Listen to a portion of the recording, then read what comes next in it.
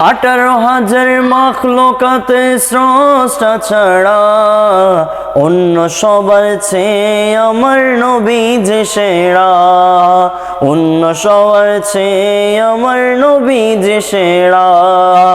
18,000 মাখলুকাতের স্রষ্টা ছাড়া অন্য সবার চেয়ে আমার নবী যে সেরা, আমার নবী যে সেরা।